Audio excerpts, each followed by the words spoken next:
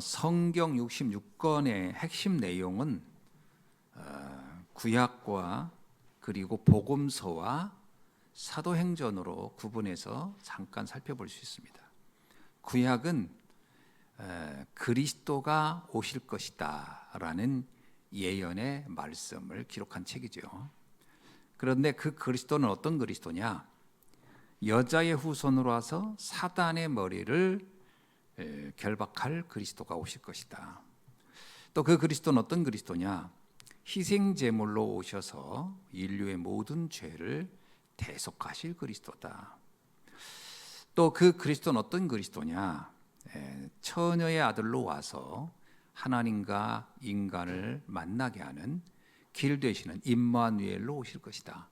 이렇게 구약에 예언된 그리스도에 대해서 좀 몇 군데 기록된 내용만 가지고 이렇게 설명할 수가 있죠.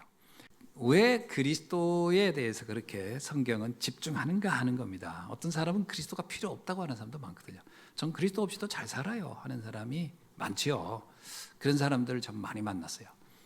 근데 성경은 지금까지 수천 년간 그리스도가 없이는 인간은 안 된다라는 걸 얘기하고 있습니다. 이유가 있습니다. 인간은 자기 마음대로 인생을 운명을 내가 주장하고 내 마음대로 할 것 같지만 절대 그렇게 할 수 없는 게 인간입니다. 인간에게는 반드시 한계가 있거든요. 그래서 한계 때문에 사람들은 절망하고 낙심하고 무너지는 거거든요. 그래서 인간은 다 할 것 같은데 안 되는 겁니다. 내가 얼마든지 행복할 것 같은데 안 되는 거예요. 창세기 3장에 이렇게 나옵니다. 사단이 아담과 하와를 유혹할 때 네가 스스로 하나님같이 될 수 있어. 그게 무슨 얘기죠? 네가 신이 될 수 있어. 네가 노력하면 못할 게 없어. 인간의 능력은 대단한 거야. 물론 대단합니다. 그러나 그게 인간을 행복하게 할 수 있는 힘이 있느냐? 그렇지 못하다는 거예요. 그게 인간에게는 반드시 근원적 문제가 있다고 말하는 거예요. 세 가지 문제가 있어요. 하나는 뭐냐? 아무리 몸부림을 쳐도 행복할 수 없는 인간은 한계, 죄를 가지고 있는 거예요. 그걸 원죄라고 합니다. 그리고 인간은 바울도 그런 말을 했는데 내가 내 뜻대로 안 된다는 거예요. 또 다른 내가 누군가 나를 찾고 있다라는 거예요. 모든 인간은 사단의 존재에 영향을 받고 있다라는 겁니다. 그리고 인간은 영적 존재예요. 언젠가 반드시 인간은 다 죽을 것이고 그 다음에 우리에게 심판이 있으리라 분명히 말했거든요. 그런데 그 이후의 인생의 삶은 영원한 지옥이 우리를 기다리고 있다는 겁니다. 그러니까 인간은 동물과 다릅니다. 완전히 인간과 동물이 같은 수준이라고 생각하면 사실은 그리스도가 필요 없죠. 그러나 인간은 그런 존재가 아니라는 겁니다. 그래서 성경은 그 인간의 고통의 문제를 해결해야 된다는 게 핵심이에요. 성경 기록 목적은 인간은 그 고통에서 빠져나와야 되는 거예요. 성경의 목표는 모든 인간은 행복하게 살 자격이 있고 행복하게 살아야 한다는 겁니다. 그런데 그렇지 않은 거예요. 그래서 인간에게 하나님이 그리스도를 보내주시겠다라고 한 겁니다. 그리스도가 오셔서 하신 일이 뭐죠? 창세기 3장 15절입니다. 여자의 후손이 와서 뱀의 머리를 짓밟을 것이다. 그게 뭐냐? 사단의 세력을 결박할 것이다. 그러니까 사단의 세력을 결박할 분이 와야 하는 거예요.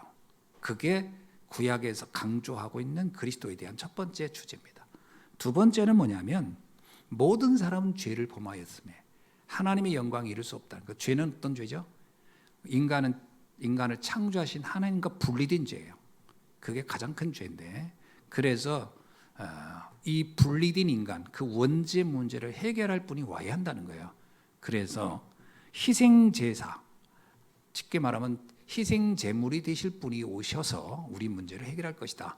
그것이 창세기와 출애굽기에 나와 있는 핵심입니다. 출애굽기 3장 18절에 나오는 그 희생제사, 양의 피를 바르고 인간이 해방됐다. 이 모든 내용은 죄 문제의 구원자가 인간에게 필요하다라는 것을 말해주고 있습니다. 그 다음에 또 하나가 뭐냐면 이사야 7장 14절에 기록된 겁니다. 모든 인간은 하나님을 만나야 되고 천국을 가야 한다는 거예요.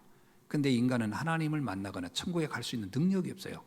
그래서 천국 가야 할 길 되시는 임마누엘 하실 분이 오셔야 한다는 겁니다. 그게 구약 성경에서 말하는 그리스도의 세 번째 사역입니다. 하나님 만나는 길이대로 오신 분, 임마누엘이 되시는 분이 오신다. 자, 그리고 복음서는 뭐냐? 마태, 마가, 누가, 요한을 복음서라고 하는데 이 복음서는 드디어 그분이 오셨다는 겁니다. 구약에서 그렇게 얘기했던 구원자 그리스도가 오셨는데 그분이 누구냐? 예수라는 겁니다.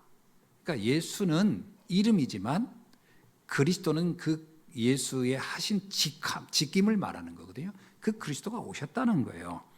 그래서 마태복음 12장 28절에 보면 예수님이 이런 얘기입니다. 예수님이 오셔서 마귀의 일을 멸하신다 이런 말을 하거든요. 귀신을 내어 쫓고 이렇게 나옵니다. 그게 뭐죠? 그 예수님이 마귀를 쫓을 힘을 가진 그리스도였구나라는 걸 기록하고 있는 겁니다. 그 다음에 마가복음 10장 45절에 보면 예수님이 그래요. 나는 섬김을 받으러 온 게 아니라 나는 섬기러 왔고 모든 사람을 위하여 대속제물로 나는 십자가에 죽으러 왔다 이 말을 해요. 그게 뭐죠? 모든 인류의 죄를 해결할 그리스도다. 예수님은 모든 죄를 해결할 참 제사장으로 왔다라는 것을 말하고 있습니다. 그리고 성경은 이렇게 얘기합니다. 하나님 만나는 길이 있다는 거예요. 그 예수님이 이 말합니다. 요한복음 14장 6절에서 내가 곧 길이요 진리요 생명이니 나를 통하지 않고는 아버지 갈 자가 없다. 다시 말하면 예수님이 하나님께 가는 길, 임마누엘을 되시는 길로 오셨다라는 것입니다. 이 사실을 어느 날 예수님의 제자인 베드로가 깨달았어요. 그래서 베드로가 이런 고백합니다. 예수님이 바로 그리스도이십니다. 그게 마태복음 16장 16절에 나오는 유명한 고백입니다. 주는 그리스도시요 살아계신 하나님의 아들이십니다. 그래서 크리스찬이란 뭐냐? 예수가 그리스도구나로 하고 이 사실을 믿는 사람을 가리켜서 크리스찬이라고 하는 겁니다. 자, 그러면 진짜 크리스찬은 어떤 사람일까요? 세 가지가 해결된 사람이라고 해야 돼요. 첫째는 사단으로부터 해방된 사람이 크리스찬입니다. 두 번째, 크리스찬은 죄로부터 해결된 사람이 크리스찬이에요. 그리고 크리스찬은 세 번째입니다. 하나님 만나는 길을 알기 때문에 천국이 보장된 사람이 크리스찬입니다. 그래서 크리스찬은 세 가지가 보장된 사람이에요. 이걸 진짜 알면 내가 크리스찬 됐다는 게 정말 축복된 거구나 라고 하는 것을 깨닫게 되겠죠. 그게 성경이 우리에게 말해주고 있는 핵심입니다. 이 사실을 알았던 사람들, 예수가 그리스도였어라고 하는 걸 알았던 사람들의 삶의 기록이 된 것이 바로 사도행전입니다. 그럼 사도행전은 어떤 일들이 일어나느냐? 사도행전을 통해서 예수를 그리스도 믿는 사람에게는 어떤 일들이 일어났는가? 하나님은 그들을 통하여 세상을 바꾸고 변화시키고 치유하는 일들을 일으켰습니다. 그래서 앞으로 사도행전을 지금 오늘부터 쭉 지난주부터 시작했어요. 제가 금년 들어서 이제 사도행전을 하나하나 살펴가면서 정말 예수를 그리스도로 믿는 사람들에게는 어떤 일들이 일어났으며 또 우리들에게는 어떤 일들이 일어나야 하는가, 이런 부분을 참 살펴보려고 합니다.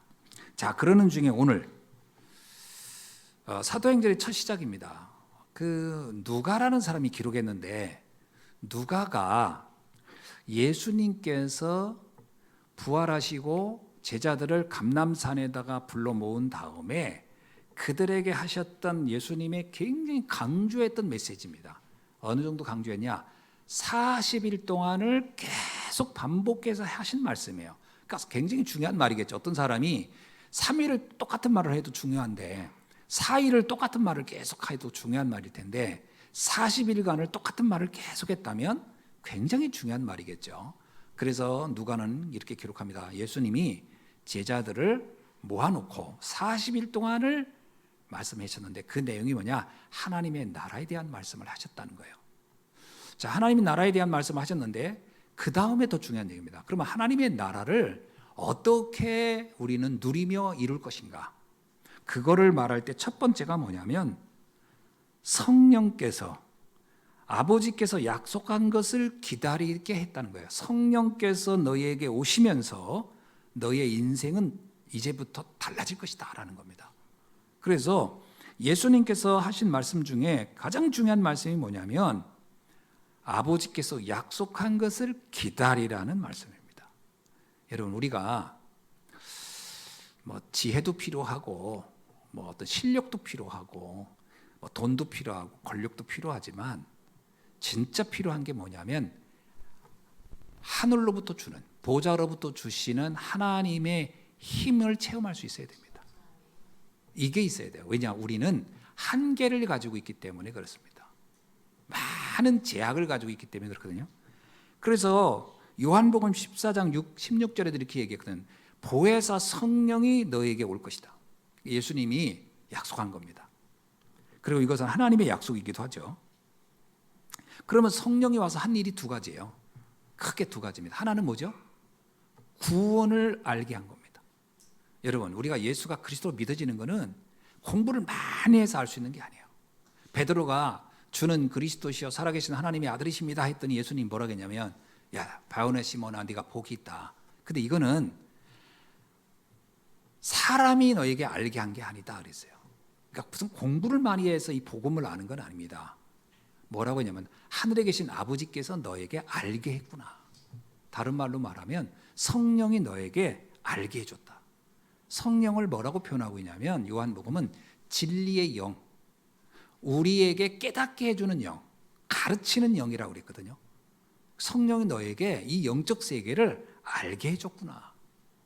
그러니까 성령이 하는 역할 중에 첫 번째는 구원에 대한 비밀, 다시 말하면 예수가 왜 그리스도에 하는지, 왜 우리는 그리스도가 왜 필요한지, 왜 성경은 그리스도를 보낸다고 했는지, 이런 내용을 이해하는 겁니다.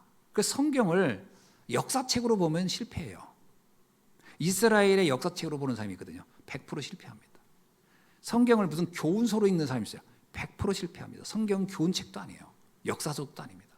성경에는요, 윤리책도 아닙니다. 도덕책도 아니에요. 성경을 이상하게 도덕책으로 배우려는 사람이 있거든요. 실패합니다. 왜? 나중에 실망합니다. 뭐 이런 일이 다 있어.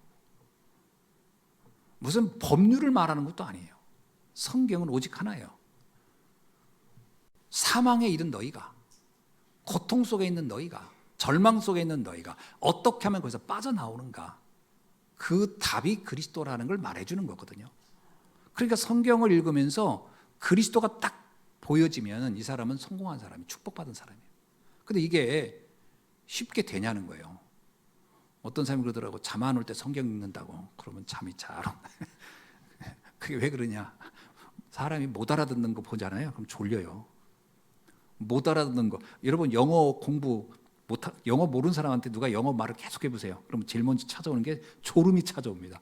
아이고 졸려라. 못 알아듣는 얘기하는데, 제가 아는 목사님이 그 천문학에 되게 관심이 많아요. 뭐 지구가 뭐 몇 바퀴가 어떻고, 둘레가 어떻고, 뭐 해와 달과 거리가 어떻고. 나만 만나면 그 강의를 하네. 나는 관심이 없거든. 지구가 뭐 그냥 돌 같지. 그게 몇 바퀴들 돌고 뭐 속도가, 이거 내가 별로 관심 없는데 그 얘기를 계속하네 나한테. 그러면 어때요? 앞에서 내가 졸지. 왜? 너무 재미없으니까. 그러면 내가 이 중요한 얘기를 하는데 너 왜 좋으냐고 그러거든요. 좀 미안하긴 한데 못 알아들으면 졸린 거예요. 성경 말씀이 영적으로 못 알아지잖아요. 깨달아지지 않잖아요. 졸립습니다. 왜냐? 성경은 그런 의미의 책이 아니에요. 성경은 생명을 우리에게 주고 축복을 주려고 하는 거거든요. 그래서 그 핵심이 뭐냐면 성령이 우리에게 이 영적 세계를 알게 해준다라는 게 첫 번째. 두 번째는 뭐죠? 성령이 너에게 우리의 삶을 둘러싸고 있는, 우리를 보이지 않게 붙잡고 있는 흑암의 세력, 악의 세력, 귀신의 세력, 마귀의 세력을 결박하는 능력을 갖게 한다는 겁니다. 이거 굉장히 중요한 얘기입니다. 여러분, 복음은 우리를 둘러싼 흑암을 꺾는 능력인 줄 믿습니다. 믿으셔야 돼요. 그래서 예수님이 이렇게 얘기했어요. 마태복음 12장 28절에서 내가 하나님의 성령을 힘입어 귀신을 쫓아내는 것이면 하나님의 나라가 이미 너희에게 임하였느니라. 예수님이 말했어요. 내가 성령을 힘입어 귀신을 내어 쫓는 것이면 하나님 나라가 임했다 했죠. 그럼 우리 보고 예수님이 너희도 하나님 나라를 이루라 그랬어요. 그럼 무슨 힘으로 합니까? 바로 우리에게 귀신을 내어 쫓는 능력인 그 성령의 힘으로 그 일을 하라는 거예요. 여러분, 흑암을 꺾는 힘이 우리에게 있다. 믿으셔야 됩니다. 그러니까 이걸 우리는 잘 몰라요. 근데 예수님이 왜 하나님 나라 얘기하면서 성령 얘기를 왜 했겠냐? 이거를 할 수 있는 힘을 우리에게 주시겠다고 말씀하신 겁니다. 자, 이 사실을 믿고 제자들이 뭘 했냐? 다른 게 아닌 게 아니에요. 사도행전 1장 14절에 보면 오로지 기도했다는 거예요. 여러분, 이걸 믿고 기도를 해야 됩니다. 그럼 우리가 오해하는 게, 그럼 뭐 내가 뭘 해야 되나? 뭘 착한 일을 해야 되나? 뭐 열심히 뭘 해야 되나? 아닙니다. 기도하셔야 돼요. 기도가 답니다. 왠지 아세요? 기도는 내 영혼 속에 이 말씀을 담는 시간이에요. 영혼이 내 마음속에 담겨야 됩니다. 사람은 자기가 생각한 대로 운명이 되기도 해요. 내가 뭘 생각하느냐가 되게 중요하거든요. 그래서 하나님의 성령이 나에게 구원을 갖다 주셨고 이 성령이 나로 하여금 흑암을 꺾는 능력을 갖게 하셨구나 라는 것을 정말 믿으면 그때부터 할 일이 뭐죠? 기도하는 겁니다. 여러분, 현장을 놓고 기도하셔야 돼요. 여러분이 그렇게 고민했던 현장을 놓고 그때부터 기도하는 겁니다. 주 예수 이름을 명하노니 이 현장의 역사는 흑암은 떠나갈지어다. 나의 마음을 주의 영이 다스리고 있다. 나는 하나님의 자녀요 하나님의 일을 할 사람이다. 기도해야 됩니다. 굉장히 중요합니다. 여기서 이 기도가 안 된다는 얘기는 결국 세상의 메시지에 내가 계속 노출되어 있다는 거고, 세상의 메시지는 그럴듯하나 힘을 뺍니다. 여러분, 세상 말을 백날 들어보세요. 힘이 나나 힘 빠집니다. 사람들은 다 나를 돕는다고 얘기하지만 계속 들어보세요. 뭐가 남나? 힘 빠지는 일만 남아요. 갈등만 되고. 말씀을 들으셔야 돼요. 말씀이 내 영혼에 각인되면 완전히 새로워집니다. 야, 내가 보통 사람이 아니구나. 내가 참 중요한 일을 할 사람이구나. 이게 깨달아져야 돼요. 그래서 여러분의 영혼에 이 말씀이 각인되는 기도가 돼야 됩니다. 기도는 중얼거리는 게 아니에요. 어떤 사람이 기도했더니 막 중얼중얼 비 맞은 중입니까? 중얼거리게. 그게 아니고 내 영혼 속에 이 말씀을 담는 거예요. 그리고 이 말씀을 내가 믿는 겁니다. 하나님의 영이 나와 함께하는 걸 확신하는 거예요. 그때 역사가 일어나는 겁니다. 자, 그랬더니 어떤 일이 일어나죠? 5절에 보니까 성령의 세례를 받으라 이렇게 말합니다. 이건 또 무슨 말이죠? 성령이 임할 것이니까 이제 성령이 오면 받아들이라는 거예요. 성령 세례를 받으라 이런 말을 합니다. 여러분, 아까도 말씀드렸지만 성령은 우리의 능력과 한계를 뛰어넘는 힘을 가지고 있어요. 그게 성령의 역사입니다. 자, 그래서 이 성령이 내게 임하시면 어떤 일이 일어나느냐? 예루살렘에서 땅끝까지 증인이 되는 삶을 살게 됩니다. 이게 아주 중요한 얘기예요. 여러분, 증인이 뭐죠? 증인은 체험한 자고 본 자입니다. 뭘 체험하고 뭘 봤기에 증인이 되죠? 하나님의 나라가 임한 걸 봐야 돼요. 흑암이 무너진 거를 체험해야 돼요. 그때 증인이 되는 겁니다. 증인은 남들이 한 얘기 듣고 가서 하는 건 증인이 아니에요. 그건 말쟁이지. 증인은 체험한 사람, 본자예요. 여러분이 실제로요, 구원에 대한 감격이 체험돼야 돼요. 그래서 내가 정말 행복한 사람이구나. 내가 구원받았구나. 사단이 떠났고 하나님을 만났고 천국이 보장됐고 그리고 나의 모든 죄는 끝났구나. 이게 정말 믿어지면요, 굉장히 행복해집니다. 그게 체험돼야 돼요. 나는 행복한 사람이구나. 세상에 뭐 돈이고 돈 이런 건 다 일시적인 행복이에요. 절대적 행복을 찾아야 됩니다. 이게 증인인 겁니다. 그리고 또 하나 뭐죠? 흑암이 떠나는 것을 체험해야 돼요. 진짜 끝나는구나. 이게 해결되는구나. 이게 무너지는구나. 체험해야 돼. 그래야 증인이 되는 겁니다. 그래서 우리에게 땅끝까지 증인되게 하겠다. 한계가 없는 거예요. 여러분의 증인의 삶은 한계가 없습니다. 그냥 이런 정도, 집안 얘기, 아이 얘기, 이 정도에서 끝날까? 그게 아닙니다. 우리의 증인의 삶은 끝이 없다.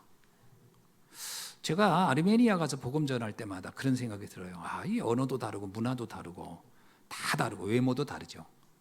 이런 사람들이 과연 복음을 듣고 변할까? 처음엔 그랬죠. 그게 내 착각이었습니다. 놀라운 일들이 일어나요. 그 삶에. 그러니까 계속 초청하는 거예요. 와달라고. 이번에 4월 달에는 사마란 지역에서 와달라고 해서 지금 가려고 해요. 사마란 지역이 볼가강 근처더라고요. 볼가강 근처고 거기가 카자흐스탄 위인데 거기 공업 지역이기도 하고 관광 지역이기도 하고 큰 도시입니다. 거기 있는 목사님들이 벌써 한 6명이 우리 보고 빨리 와달라고 요청하고 있어요. 목사님들한테 얘기했더니 다들 가보긴 해야 되는데 그래서 한번 기도합시다. 그래서 우리가 복음 전하는데 그 범위가 끝이 없다니까요. 땅끝까지 해요. 상관없습니다. 여러분 우리 복음의 증거는요 끝이 없습니다. 끝이 없어요. 한계가 없습니다. 기억하시기 바랍니다. 그 일을 이 제자들이 체험했어요. 오순절날 그들이 기도하고 있는데 어떤 일이 일어나냐, 15나라 사람들이 찾아오는 체험을 한 거예요. 처음으로. 어떻게 이럴 수가 있나. 근데 더 놀라운 건 이들이 언어도 달라 문화도 달라 다 달라요. 근데 이들이 서로 얘기하는데 소통이 되네. 우리하고 어떻게 해요? 모든 문화를 초월해서 복음으로 사명으로 소통되는 거예요. 이런 일들이 일어나기 시작했습니다.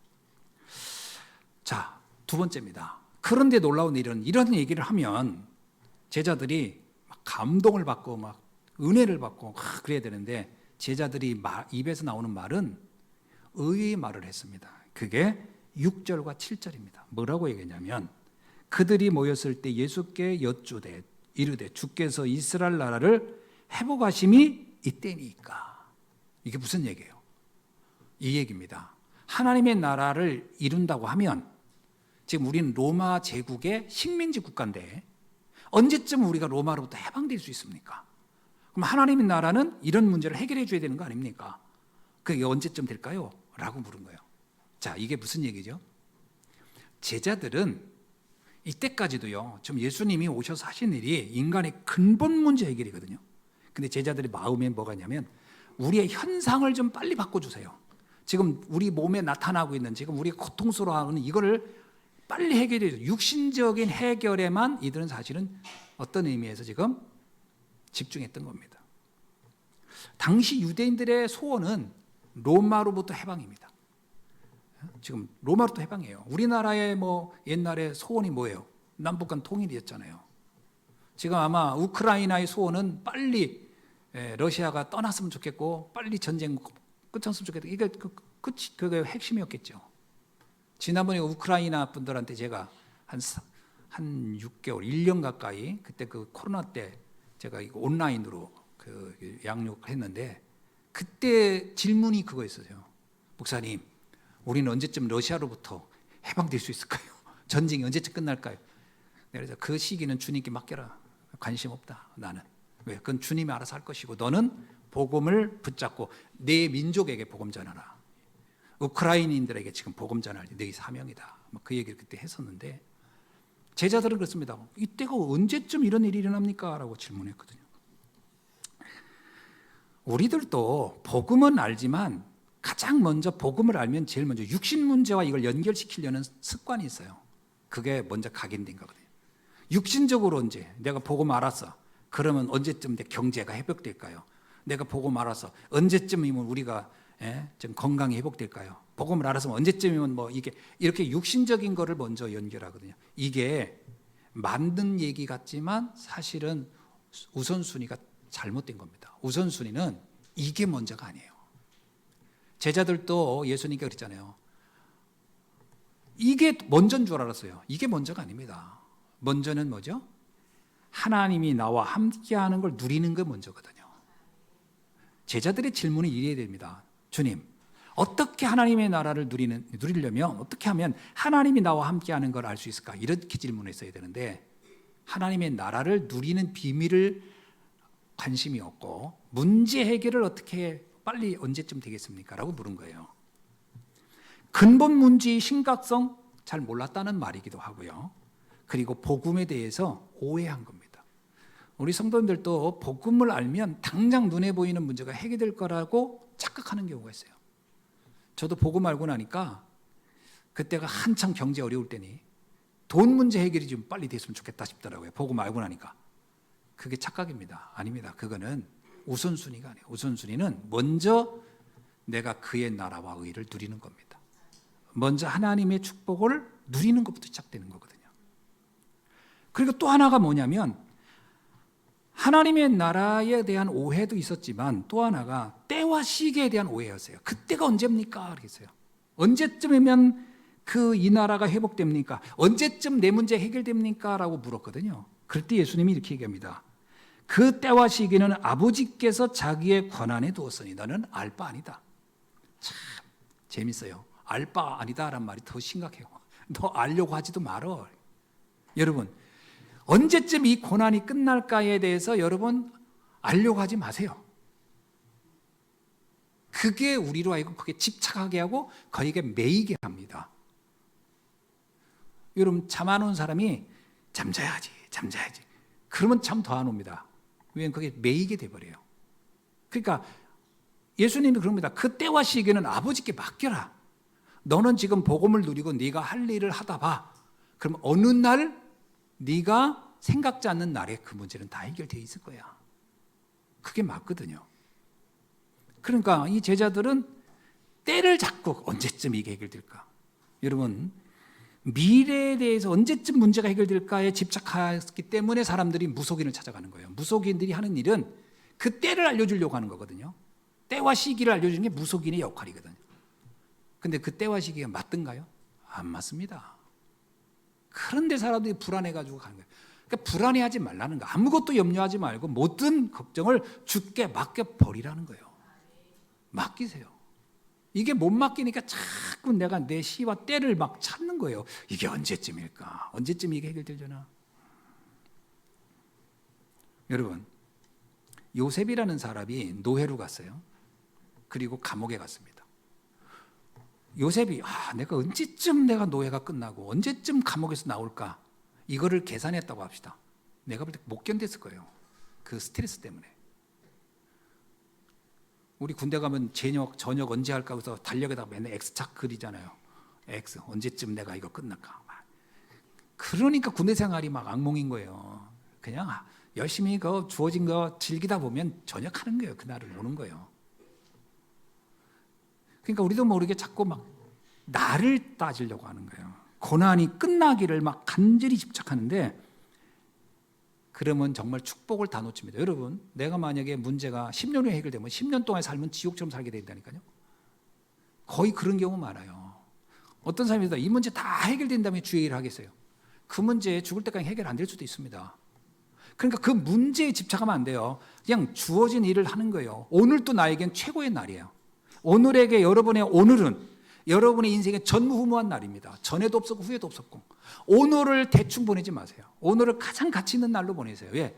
오늘은 내가 그렇게 보내야 할 만한 가치가 있는 날이고 그래야 돼. 그게 정상입니다. 미래는요.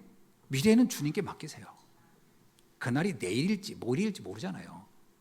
그럼 어느 날 되겠죠. 그날을 알지도 못하는데 매일 계산한다? 저는 이거 정말 가장 심각한 문제에 빠진다. 그래서 주님은 제자들에게 말합니다. 알려고 하지 말아라. 문제 해결의 날에 대해서 관심 갖지 말아라. 주님께 맡겨라. 아멘? 예, 맡기세요. 언제쯤 건강이 올까요? 그러면 건강 계속 안 오면 뭐 할 건데요? 계속 걱정하고 있을 겁니까? 오늘을 누리시라니까. 나이 먹은 분들이 노년에 제일 후회하는 게 그렇다잖아요. 나는 왜 이렇게 그때 걱정하면서 그 세월을 다 보냈을까? 그걸 제일 많이 후회한대잖아요. 그럴 필요가 없는 거예요. 오늘을 하나님 주신 최고의 날로 누리길 주의 이름으로 축원합니다. 예. 제자들에게 걱정하지 마. 그거 너는 너가 해야 될 일이 있어. 뭐죠? 너는 이제부터 예루살렘에서 저 땅끝까지 어떻게 하면 내가 증인의 삶을 살까? 여기에 관심을 가져. 그 말을 하는 거거든요. 그 세 번째 예수님의 가장 관심이 뭐였죠? 오직 성령이 너에게 임하시면 권능을 받고 땅끝까지 이르러 내 증인이 되게 하리라. 이 8절의 말씀이 핵심이었습니다. 여러분 생각해 보세요. 성령을 왜 준다고 했을까요? 제자들에게는 한계가 너무 많아요. 연약해요. 경제적으로도 여러 가지 부족해요. 아까 말드렸듯이 로마의 식민지 백성으로서 살아야 돼요. 문제는 한두 가지가 아니에요. 국가적으로나 개인적으로나 문제가 척척산중입니다. 자, 그런데 그 힘으로 뭘 할 수 있겠어요? 아무것도 할 수 없어요. 그러니까 주님이 약속한 겁니다. 성령이 너에게 임하시면 영적인 힘이 너를 그것을 다 초월하는 힘을 너에게 임하게 될 것이다. 놀랍잖아요. 여러분, 우리가 무엇이 가장 필요하냐면 하늘로부터 주시는 하나님의 능력, 힘이 우리에게 가장 필요한 줄로 믿습니다. 그럼 이 모든 걸 초월해요. 나이도 초월하고 우리의 능력도 초월하고 우리의 한계도 초월하고 초월하게 됩니다. 그 힘을 주시겠다는 거예요. 그러면서 두 번째 뭐냐면 너희가 권능을 받게 될 것이다. 여러분, 권능이라는 거 뭐냐면 힘입니다. 힘, 파워. 하나님이 주시는 파워가 있을 것이다. 우리가 주의 일을 하는 거는요, 막 힘을 줘 짜서 하는 게 아니에요. 제가 최근에 들은 얘기 중에 잊을 수 없는 말이 있어요. 마른 오징어도 비어 짜면 물이 나온다 그러는데 만약에 인생을 마른 오징어를 쥐 짜가지고 물을 만들듯이 하면 살아나겠어요? 근데 우리가 주의 일을 할 때 아무것도 힘이 안 되는 내가, 아무 능력이 없는 나를 하나님이 쥐어 짜가지고 그 힘으로 하게 한다. 하루를 건디겠어요? 그러니까 매 시험 드는 거죠. 그게 아닙니다. 제가 오늘 오전에도 그런 예화를 했는데 물이 가득 찬 스펀지 같다고 보여야 돼요. 손만 탁 대도 물이 저렇게 흐르는. 뭐죠? 성령이 너에게 충만하면, 충만이 뭐예요? 넘쳐나는 거예요. 하나님의 힘이, 하나님이 주시는 그 축복과 감사가 넘쳐나는 그 힘으로 오늘 사명을 감당하라는 거예요. 오늘 우리의 삶을 살아가라는 거예요. 그래서 저는 이 말을 참 좋아합니다. 힘을 내는 것이 있고 힘이 나는 게 있어요. 여러분의 인생을 힘을 내면 오래 못 버팁니다. 힘을 내면. 힘이 나야 돼요. 여러분, 힘이 나면은요, 이거는 정말 말 그대로 나한테 이런 힘이 있었나? 이런 겁니다. 그렇습니다. 힘이 나야 돼요. 어떻게 나야 될까요? 하나님과 나의 관계가 회복되어야 힘이 납니다. 내가 누구인지를 발견하면 힘이 납니다. 힘은 거기서 나오는 거예요. 샘물처럼. 그 예수님이 그랬어요. 내가 나를 알면 너의 가슴에서 생수가 흘러나리라. 저는 옛날에 이 말이 무슨 말인지 이해가 안 됐어요. 아니, 우리 가슴에 생수가 흘러나리라? 근데 이 기쁨과 감사가 나오면 좋지요. 생수 나면 좋잖아요. 근데 어떻게? 너가 나와 함께하면 그랬거든요. 저는 그 말이 참 어려웠어요. 나와 함께하면 생수가 흘러나오리라. 어느 날 알겠더라고요. 내가 복음을 아니까 행복해지는 거예요. 그럼 뭘 해도 지치지가 않아요. 뭘 해도 피곤하지가 않아요. 지금 제 머릿속에는 뭐 교회 안의 일과 교회 밖의 일과 사역의 일과 또 해외 선교 다양한 일들이 많이 있습니다. 제 파일에는 그 매주 해야 될 것, 매달 해야 될 것이 차곡차곡 쌓여 있어요. 그리고 성도님 각 여러 교회에서는 계속 그 후원도 해줍니다. 최근에 또 아베디가 알죠, 여러분? 아베디에게 수술을 한다고 연락이 왔어요. 걔가 척추 측만증으로 이제 척추가 완전히 휘어가지고 수술하는데 뭐 한 2천만 원 정도 들더라고요. 그 나라에서 2천만 원은 우리나라 환율을 계산했을 때 그 사람들은 거의 억대 되는 돈이거든요. 그러니까 너무 이 사람들이 수술은 해야 되는데 걱정이 많은 거예요. 그래서 저한테 문자가 왔어요. 그 목사님 이렇게 하는데 간절한 마음으로 기도해 주시고 간절하게 영적인 힘이 되어 주십시오. 이 말은 무슨 말이에요?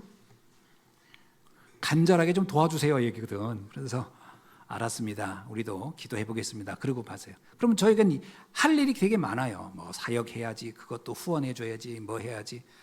그래서 거기다가 또 저기 필리핀에 있는 다곶 전사가 또 문자가 왔어요. 지붕이 녹슬었대요. 그 얘기는 무슨 얘기예요? 지붕에 페인트를 칠하게 페인트 좀 보내주세요. 이 얘기잖아요. 녹슬었다는 얘기는 그거잖아요. 녹슬었으니까 그래 잘 됐다.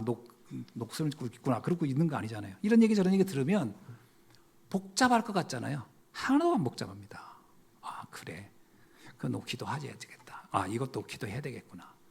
그런 겁니다. 이게 힘을 만약에 쥐어짠다. 그러면 이거 어떻게 감당하겠어요? 피곤해서. 피곤하지 않습니다. 하나도. 오늘 또 오전 9시 반에 예배 드렸는데 전 너무 행복해요. 예배를 2번씩 드린다는 게.